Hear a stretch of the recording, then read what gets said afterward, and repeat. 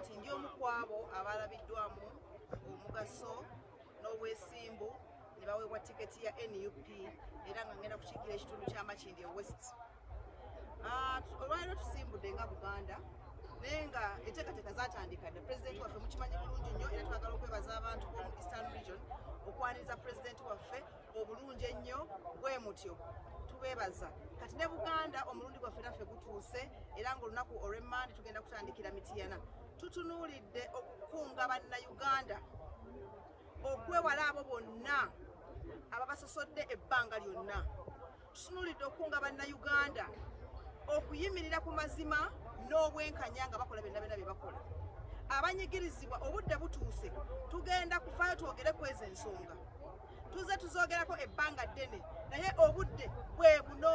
2026 twagala ebeere nga kalulu ka kusalawo era kyekyo kitunuulidde olunaku olwaleero ng'abakulembeze abava mu Buganda ng'abakulembeze abalina tiketi eza NUP eza Buganda.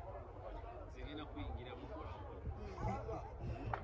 nti kuno bakuwaddeko ekitundu ky'ogenda okubaweereza okusinga kuvunaanyizibwa ku obunene bw'obadde osaba. Ekisinga obukulu ngenda kubeera MP owa bannakampala era ngenda kubeera MP mu Makindye West ate owa National Unity Platform nga ganono ge maanyi g'abantu. Sirina nnyo kyanjawulo kye nafunye kubanga ffenna tuli ba Member of Parliament era mu mbeera eyo kwali kusalawo kwange kukkiriziganya kwange n'omwoyo gwange kukkiriza ebyo byali biva mu ezo enteekateeka n'entuula n'okulaba ng'ekibiina kyange nkireka mu mirembe emirungi okusalawo okugenda okuveetinga ku kifo kya MP owa Makindye West. So sira kyenkyejjusaamu nkyagala nakisanyukidde nti nabaddonzi oyo eyasinze bannange bonna bonna betwaveetinga nabo mu kalulu awo. NUP ayina emitendera egy'enjawulo nabagamba ebbanga namubaddemu ebintu bingi bye tukola emabega wa kateni bye tukola nga tutudde wansi ne tumanya nti tugenda kufuna kandidate asinga obulungi mu abagenda okuba nga bakoze eki nga beesimbyewo. Muba balungi bwenna mu bifo ebisinga ebiseera ebisinga naye gwe omutima gwo NUP agagigatako tafaali ki singa otula wansi n'olaba n'opimapima n'ogamba iffenna nga tuli balungi naye tukole ki wowe nsobola okulaba omukisa neŋŋenda n'enzikizigala n'ekyo ate kyekiba kiŋŋanda okuteekayo empapula zange ez'okwegwaniza. Bannayuganda nateekayo empapula ez'okweganiza ekifo kya MP owa Makindye West era neŋŋenda bwe nagenda okuveetinga naveetinga ekyo kyennyini ekyo. Byali ebibuuzo bye bimu temwalimu kino babibuuza kansala oba bino babibuuza ani baali babibuuza MP era ffenna twali ba MP kunaku. Awo wennyini tusuubira okunoonyezaako Malende akalulu ng'azze mu constituency y'omulwensi. Buteerevu genda ku kibanja kyange ekya X olunaku lwezafuluma lwali lunaku lwa Mmande ekiro n'ekya Facebook na buli wamu wonna Honorable Malende ate nkugambye nze navaayo ne muviira n'enkomawo eno neŋŋenda mu Makindye West okitegeera ate lwaki nandibadde simugamba nti nno muyozaayoza namuyozaayoza era nkakasa bannayuganda ne bannakampala mbasaba nga mbeegayirira buli abadde ampagira yonna yonna gy'obadde wagira Honorable Shamimu Malende kuba omani MP obwa Kampala nange nsaba naye yennyini akole kyekimu agamba abantu ba Makindye West abadde bamuwagira nga nze tebampagira nti nange bakole ki bampagire naye nga ekisinga obukulu mu kyo akabonero manvuuli akabonero umbrella era nze omulimu omulala gwe ngenda okusinga okukola kubanga mbadde nina Kampala nga nnene kati na Makindye ntono Makindye mwenzaalwa Makindye mwembeera Makindye mwenkulembera nakati era ndi sipiika wa Kampala kubanga nkulembera mu Makindye West 1 lukiiko lwa KCCA.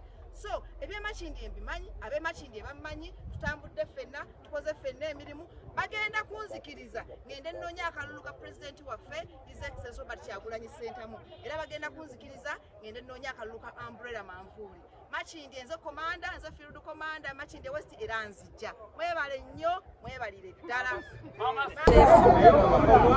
era n'abantu baffe beeteefuteefu kubanga abaaniriza omukulembeze w'eggwanga Robert Kyagulanyi Ssentamu mu bitundu bino ebya Buganda.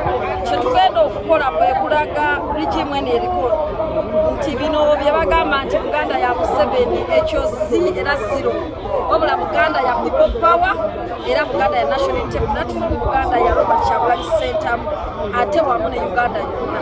So n'olwekyo amaanyi gaba galabika era nga geeraga era ge tugenda okulaga ate ekyo kitugenda okulaga kyo kyennyini kigenda n'okulabika mu bokisi nnaku olw'okulonda era tukimanyi nti kaluka tugenda okwetaba maka protest vote tugenda kubeera bawanguzi.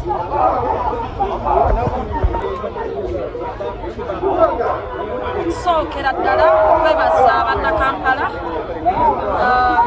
okuba nti bataddemu obwesige ne bagamba nti Shamim Malende gwe twandyagaddeyo mpaka okufukuma okukadya National Unity Platform mwebale nnyo mwebale ddala bwe mbasuubiza wonna tale kati wegenda okukoma ate n'okwongererako ddala okwebaza ekibiina kyange ekya National Unity Platform okuliriza amaloboozi g'Abannayuganda ne bannakampala ne gaba kubanga NUP etambulira ku maanyi g'abantu so nebaza ekibiina kyange olw'okuteekamu obwesige ekigamba nti Shamim tomanze toyimirira wano na wano oyimirira bwoti ate n'abantu bagambye nti gwe n'olwekyo tukuddiza kadi so njagala kubeebaza n'okubagamba nti tukyasigadde ku mulamu omunene ogw'okubeera nga tukyusa gavumenti eno mu mirembe nga tuyita mu kyetuyita protest vote 2026 era gali twazizimbye tukyazizimbira ddala era tukimanyi nti January 2026 egenda kuba just knockout.